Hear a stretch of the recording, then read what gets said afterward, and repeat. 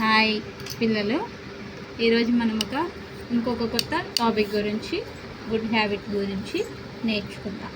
దాని పేరేంటి అని అంటే బిలీవ్ ఇన్ యువర్ సెల్ఫ్. ఏంటి? బిలీవ్ ఇన్ యువర్ సెల్ఫ్ అంటే తెలుగులో అర్థం ఏంటి? Believe in your self. Believe అంటే నమ్మకం, యువర్ సెల్ఫ్ అంటే నీ పైన నీవు నమ్మకం ఉంచుకో. నీ పైన నువ్వు నమ్మకం ఉంచుకో. ఫస్ట్ వన్, మనల్ని క్రియేట్ చేసిన దేవుడిపై నమ్మకం ఉంచాలి. అండ్ సెకండ్ వన్, నీ పైన మన పైన మనం నమ్మకం ఉంచుకోవాలి. అసలు టాపిక్లోకి వెళ్దాం. ఎందుకు ఈరోజు దీని గురించి మనం మాట్లాడుకుంటున్నామంటే, ఈ రోజుల్లో చాలా వరకు అమ్మాయిలు చనిపోవడము, లేకపోతే అమ్మాయిలను చంపేయడము, లేకపోతే అమ్మాయిలు అబ్బాయిలను చంపేయడము ఇది జరుగుతుంది. మీరు చూసారా? యూట్యూబ్లో ఎక్కడ చూసినా కూడా అదే న్యూస్ వస్తుంది. రీల్స్ తీస్తున్నారు, తెలియని అబ్బాయిలని మరి ప్రేమిస్తూ మోసపోతూ చనిపోతున్నారు. దానివల్ల నేను మోసపోయానని వాళ్ళే చనిపోయే వాళ్ళు ఉన్నారు. 2, నన్ను మోసం చేశాడు అని వాళ్ళే చనిపోయే వాళ్ళు ఉన్నారు. 3, మోసం చేసే అబ్బాయే తనని చంపేయడం జరుగుతుంది.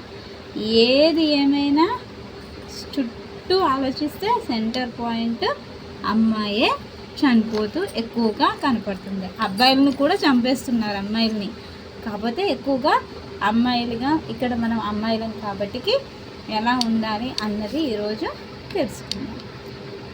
ఓకేనా? ఇప్పుడు first believe in your self. ఇక్కడ మనకి 2 అమ్మాయిలు కనిపిస్తున్నారు. ఎంతమంది? గట్టిగా చెప్పాలి. ఎంతమంది? 2 అమ్మాయిలు కనిపిస్తున్నారు. ఇందులో ఒక అమ్మాయి ఏమో చాలా స్ట్రాంగ్ గర్ల్ అన్నమాట. తన మీద తను చాలా నమ్మకం ఉంచుకుంటుంది. అండ్ తనను సృష్టించిన దేవుడి మీద నమ్మకం ఉంచుకుంటుంది. ఇంకా వేరే వేటిపైన నమ్మకం ఉంచదు. ఈ సెకండ్ అమ్మాయి ఏమో చుట్టూ జరుగుతున్న వాటన్నిటిపైన నమ్మకం ఉంచుకుంటుంది. చుట్టూ జరుగుతూ ఉన్న వాటన్నిటిపైన. ఈ సెకండ్ అమ్మాయి ఏమో అది కింద పడుతుంది చూడు. ఈ సెకండ్ అమ్మాయి ఏమో చుట్టూ ఉన్న వాటన్నిటిపైన నమ్మకం ఉంచుతుంది. తనపైన తన నమ్మకం ఉంచుకోదు, దేవుడి పైన నమ్మకం ఉంచదు. అసలు వీళ్ళ మధ్యన ఒక చిన్న సంభాషణ జరిగింది. అదేంటో మనం చూద్దాం. ఇప్పుడు ఈ అమ్మాయి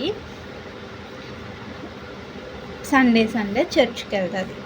సండే చర్చ్కి వెళ్ళి చక్కగా దేవుడు చెప్పే మాటలను వింటూ, అసలు దేవుడు నన్ను ఎందుకు క్రియేట్ చేశాడు, నేను ఎలా ఉండాలి ఒక అమ్మాయిగా, నేను ఒక అమ్మాయిగా కుటుంబంలో ఎలా ఉండాలి, స్కూల్లో ఎలా ఉండాలి, సమాజంలో ఎలా ఉండాలి అని అన్నీ నేర్చుకుంటూ చాలా చక్కగా తన లైఫ్ తను ముందుకు తీసుకెళ్తూ ఉంటుంది.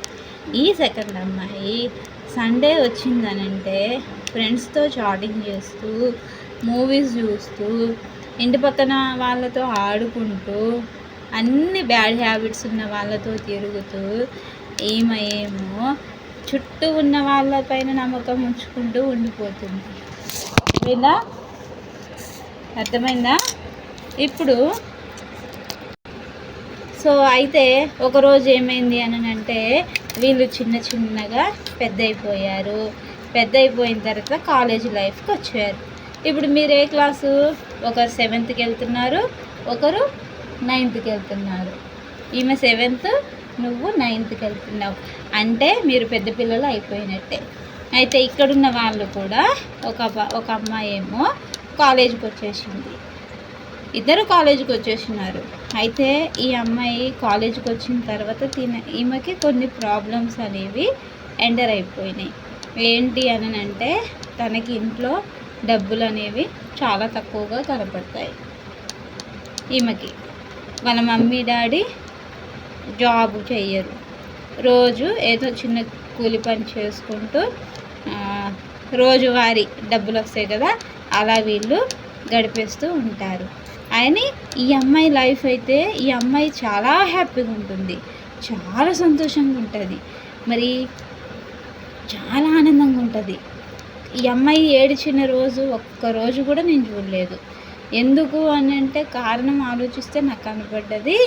ఈ అమ్మాయిని అడిగితే ఈ అమ్మాయి ఏం చెప్పింది, దేవుడు ఏమన్నాడంటే రేపటి గురించి ఆలోచించవద్దు, నీ చింత యావత్తు నా మీద వెయ్యి, ప్రతి దాని గురించి కూడా ఆకాశ పక్షులను చూడండి, అవి విత్తవు కొయ్యవు, అయినా పక్షుల్ని నేను పోషిస్తున్నాను.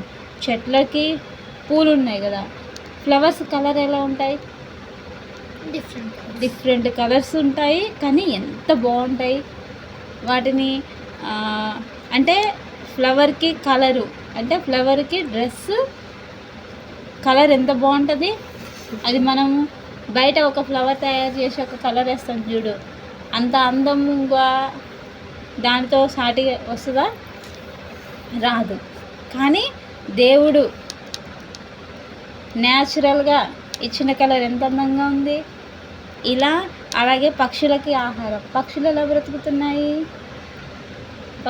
బ్రతుకుతున్నాయి రోజు ఏదో ఒక విధంగా వాటికి ఆహారం వస్తూ ఉంది, దేవుడిస్తున్నాడు. అవి అలా బ్రతుకుతూ అవి గాల్లో హ్యాపీగా జీవిస్తున్నాయి. అయితే దేవుడు మాకు ఇలా చెప్పాడు, అందుకే మేము రేపటి గురించి ఆలోచించము, ప్రతి దాని గురించి కూడా దేవుణ్ణి అడుగుతాము, ప్రార్థన చేసుకుంటాము, దేవుడి పైన నమ్మకం ఉంచుతాము. దేవుడు వెంటనే నెక్స్ట్ డే మాకు కావాల్సినవి అన్నీ ఇస్తాడు, మేము హ్యాపీగా గడిచిపోతుంది. ఈ అమ్మాయి ఏమో చుట్టూ ఉన్న వాటిని చూసి ఇంకా ఈ చుట్టూ ఉన్న వాటిపైన ఆధారపడుతూ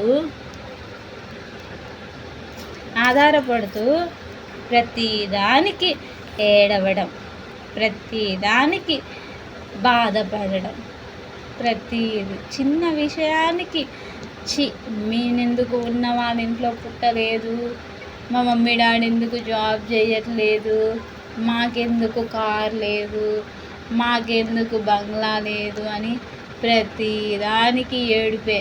అలా ఏడ్చుకుంటూ తన కాలేజీ లైఫ్ అంతా కూడా స్పాయిల్ ఉంది.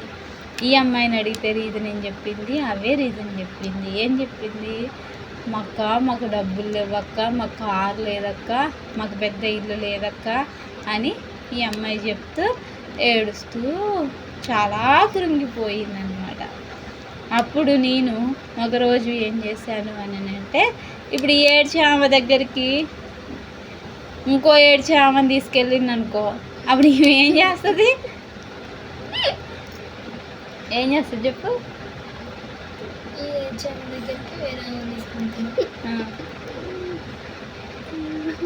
ఇప్పుడు మనము ఒకరు పడిపోతూ ఉన్నారు, ఈమెను మనము లైఫ్ సెట్ చేయాలనుకుంటున్నప్పుడు ఈమెకి గైడెన్స్ ఇవ్వడానికి ఎవరిని తీసుకెళ్ళాలి, మనం గుడ్ హ్యాబిట్స్ ఉన్న అమ్మాయిని తీసుకెళ్ళాలి. ప్లస్ తన సేమ్ ఏజ్ ఉండి క్లాస్మేట్ ఫ్రెండ్ ఇంటి పక్కన వాళ్ళు ఎవరో కానీ అలా తనలాగా ఉంటూ ఇంకా తనకన్నా తక్కువ స్థితిలో ఉంటూ కూడా హ్యాపీగా ఉంటున్నామని తీసుకెళ్తే తనకి లైఫ్ అంటే ఏంటిదో తెలుస్తుంది అన్నమాట. అయితే ఒకరోజు ఏం చేసాము, ఇలా చేస్తూ ఉంటుంటే ఈమెని సెట్ చేయాలని ఈ ఫ్రెండ్ని తీసుకొచ్చాం.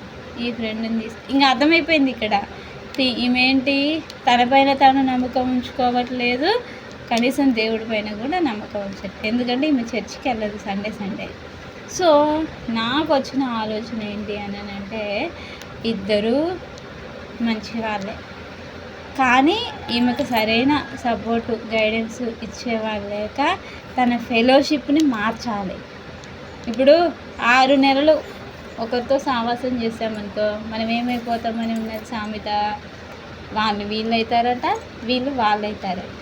ఈ అమ్మాయి బాగానే ఉంది లైఫ్. సండే వచ్చిందంటే గుడ్ హ్యాబిట్స్తో చర్చ్కి వెళ్తూ మోటివేషన్స్ స్పిరిచువల్స్ అన్నీ నేర్చుకుంటూ లైఫ్ ముందు సాగిస్తుంది. కానీ ఈ అమ్మాయి మాత్రం సండే వచ్చింది కాబట్టి ఆ సండే రోజు చేసే వాటన్నిటికీ దూరం చేయడానికి ఒక గుడ్ హ్యాబిట్ ఉన్న ఫ్రెండ్ని జాయిన్ చేస్తే తన ఫెలోషిప్ని మనం తీసేస్తే ఇక వీళ్ళిద్దరిని జతపరిచామనుకోండి, అప్పుడు ఈమె కూడా సెట్ అయిపోద్ది కదా అని ఇంకా ఇద్దరిని కలిపి నేను వీళ్ళిద్దరిని జత చేస్తానన్నమాట. జత చేసిన తర్వాత ఇక అలా ఒక్కొక్క రోజు సండే చక్కగా ఇదిగో చూడు ఎంత ముద్దుగున్నారో జంట. మమ్మల్ని చూడండి, మమ్మల్ని చూసి నేర్చుకోండి. మాకు ఏం లేకుండా మేము ఎంత హ్యాపీగా ఉన్నామని మనకి ఎలా చూపిస్తున్నారు. చూడండి ఎంత హ్యాపీగా ఉన్నారు. పాపం అమాయకమైన ఫేసులు. లోపల ఎంత బాధ ఉందో కదా, లోపల ఎన్ని ఆశలు ఉన్నాయో కదా. అయినా సరే అన్నీ వదులుకొని హ్యాపీగా దేవుడే ఒకరోజు ఇస్తాడని నమ్మకంగా వాళ్ళ ఫ్రెండ్షిప్, ఈ ఫ్రెండ్ ఈమెను మార్చి ఇద్దరు కలిసి హ్యాపీగా వాళ్ళ సెల్ఫ్ మీద వాళ్ళు నమ్ముకుంటూ, దేవుని మీద నమ్ముకుంటూ లైఫ్ ముందుకు కొనసాగిస్తూ ఉన్నారు. ఇప్పుడు ఈ అమ్మాయి చూడండి, ఈ చెయ్యి ఇలా వంచేసిందంటే బ్యాడ్ హ్యాబిట్స్ అన్నీ వదిలేసి చక్కగా ఈ ఫ్రెండ్తో చేయి పట్టుకొని ఎంజాయ్గా ఇక వెళ్ళిపోతూ ఉన్నారు. ఇప్పుడు దీన్ని బట్టి మీకు ఏది అర్థమైంది నాకు చెప్పండి. నీకేం అర్థమైంది? గుడ్ హ్యాబిట్స్ ఉన్న వాళ్ళతో ఫ్రెండ్షిప్ చేయాలి. 2, ఈమె ఇంత హ్యాపీగా ఉండడానికి రీజన్ ఏంటి?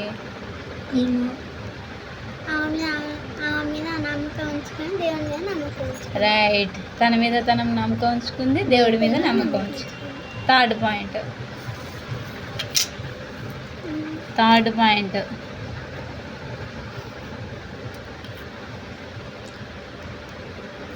తను గుడ్ గైడెన్స్ ఫాలో అయ్యి తనని తను నమ్ముకుంది.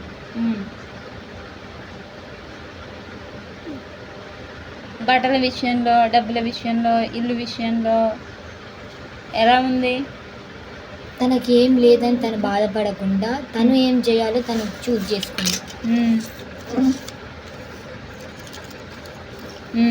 ఇంకా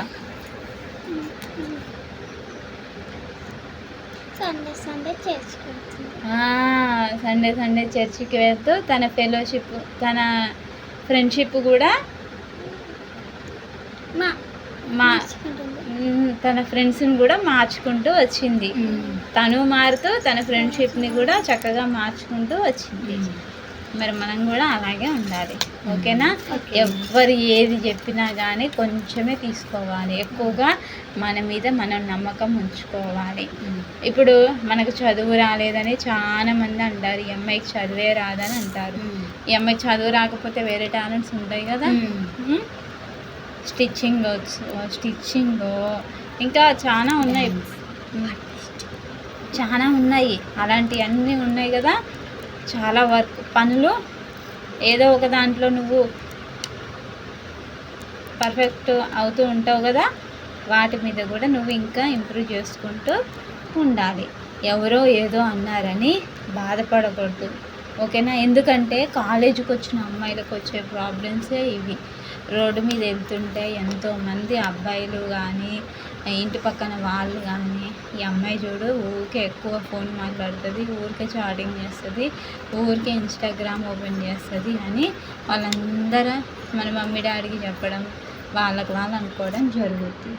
మనం వాళ్ళకి అంత ఛాన్స్ ఎందుకు ఇవ్వాలి? మనం నువ్వు ఫ్రెండ్స్తో మాట్లాడుతున్నావు అనుకో, నువ్వు మమ్మీ పక్క నుండి మాట్లాడు.